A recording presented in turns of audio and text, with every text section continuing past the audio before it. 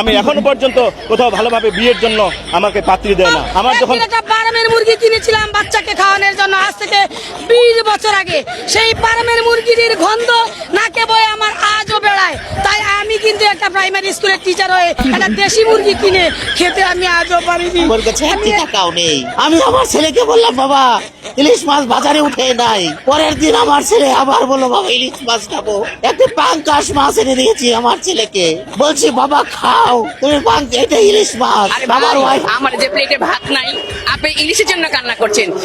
আমার বয়স প্রায় 50 বছর হয়ে গেছে, এখন পর্যন্ত বিয়ে করতে পারি নাই। মেয়ের বাবারা এই পুরুষ শিক্ষকদের কাছে মেয়ে বিয়ে দিতে চাচ্ছে না, কারণ পেটে ক্ষুধা নিয়ে বুলি দেওয়া যায় না, ক্লাসে পাঠদান করা যায় না, মাথা ঘুরায় ঠাস করে পড়ে যায়।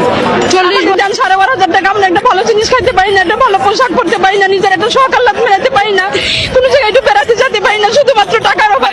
আরে বোন, আমার যে ঈদ করারও সেই ইটুকু নাই, সামর্থ্যটুকু নাই।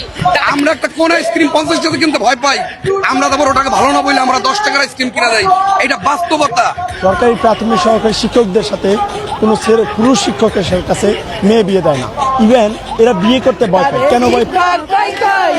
পাগল বানাইলা অল্প টাকায় মোদের বিয়ায় অনেক কাম করাইলা।